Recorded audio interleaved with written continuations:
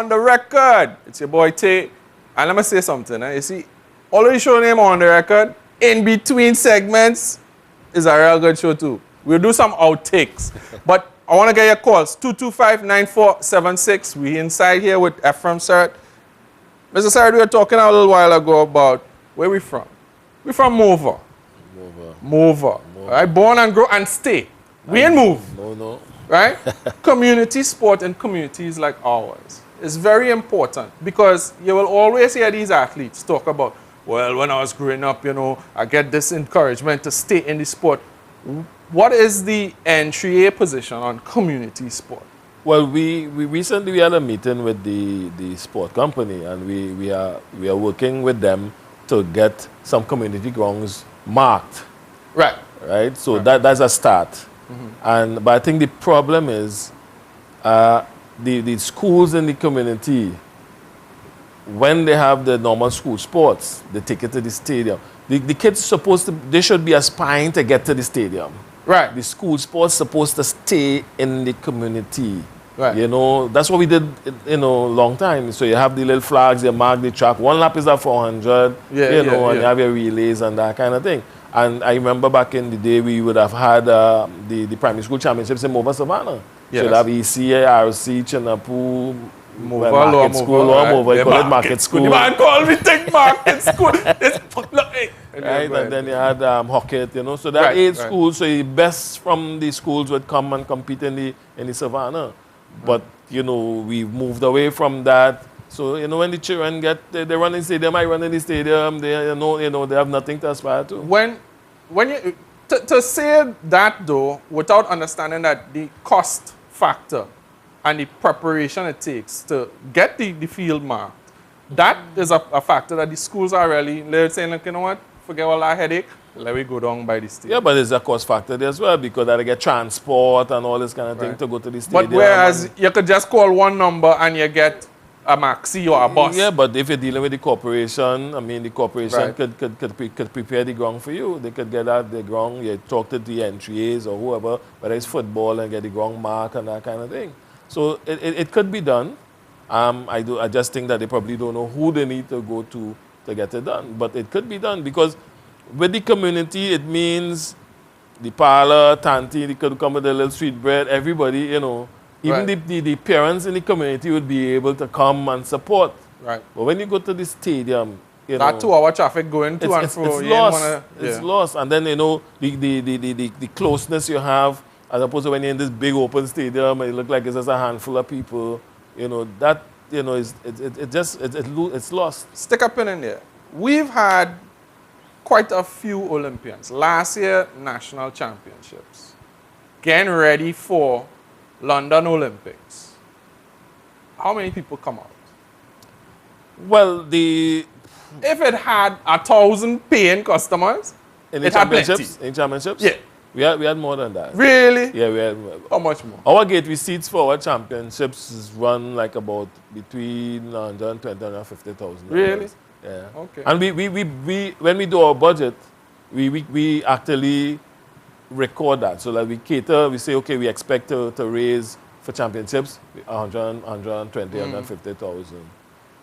In our Olympic year, you tend to get a bigger audience, you know, because of the interest of the Olympics. The Olympics is, you know, that's the ultimate goal for any track athlete, you know, so that you get, you know, the interest is there, you know, you hype it, people seeing what's happening with the athletes in the international scene in Europe and that thing, so that, you know, we have a bigger turnout when it's on an Olympic year. But on the average, we have between 5,000 and 7,000 people coming to championships. In a 26,000 seater 26,000. Now, you see the same problem in Jamaica, and they have Usain Bolt, they have Shelly-Ann, they have Victoria. They have a full contingent of top winners. Athletes. Yet, champs. High school champions. Well, boys and girls champs you can't get room. You can't get room. But when you look at the nationals, you see a lot of empty seats too. So it's a phenomenon that we need to understand that these are the same people. I don't know what their appearance fee would be like, but for a Thompson or a Bledman or a Kellyanne, which we are attending to just now, but nobody want to pay to see them. Why is that? Why are European and some cold Scandinavian country want to jump out €100 to see we Chinese run? But we Chinese getting it cheap here. It's a culture in Trinidad and Tobago. Not just sport alone, but in culture. We feel we shouldn't pay to go to Panorama. We feel we shouldn't pay for nothing, you know? Right. And that's the culture. It's just the culture. What would happen if you just say open the doors and it's free? You feel?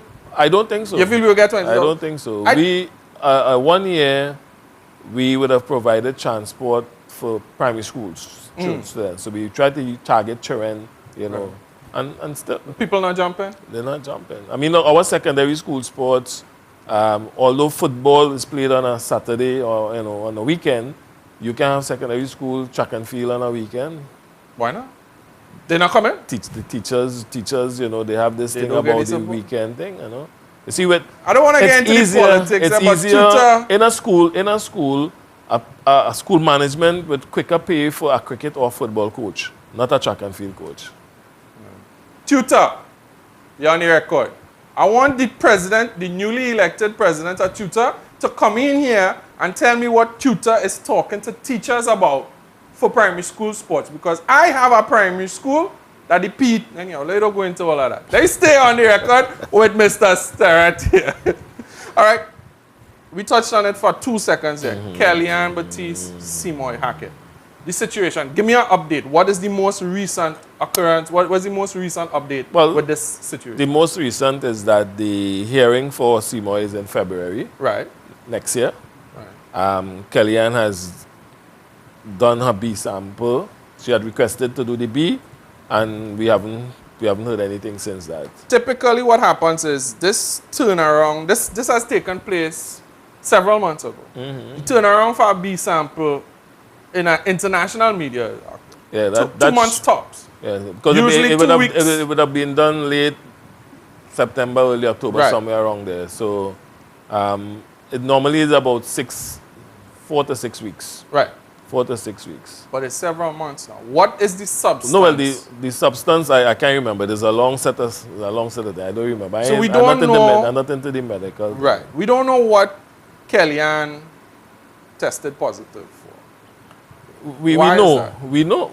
The international community knows. But it was stated. It was stated. Kellyanne or Simon? Both of them. Really? Yeah, it was stated. All right. It was stated. Okay. Once it was released and everything, it was stated what the. This wasn't handled well.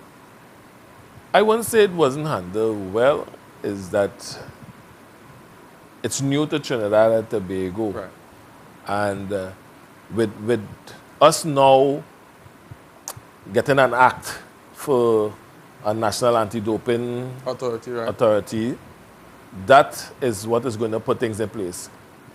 In Trinidad and Tobago, track and field may have been the only sport that I know that was facilitating drug testing. We would have started this back in 2005. Right. Right? Without a national anti-doping organization. Right? Now, what we do is that we rely the elite athletes, then the IWF testing pool. Right. So we know that anything, they are covered there. So we cater for the people who fall out of that, even junior athletes. Right. So we would have been doing this from 2005. How many tests did NAAA run in the calendar year of the Olympics? We can't afford to do auto competition testing. One test is $900 US. Which you pay for yourself. Right. You have to purchase that. So it's just $900 US. Then you have to employ DCO, like doping control officers. In a meet, then you have to also have what they call chaperones. So these are the people after the doping control officers to help identify go and walk to need. Right. Well, no, the chaperones are the people who take you from when they identify you at the end of the event. They tell you, we need to go wherever. So they're the chaperone. So they need to stay with you for that period until you get into the room. Hold that thought. We want to take a quick break. We're still on the record with Mr. Ephraim Serrette, NAAA president. Don't go nowhere. Come right back at you.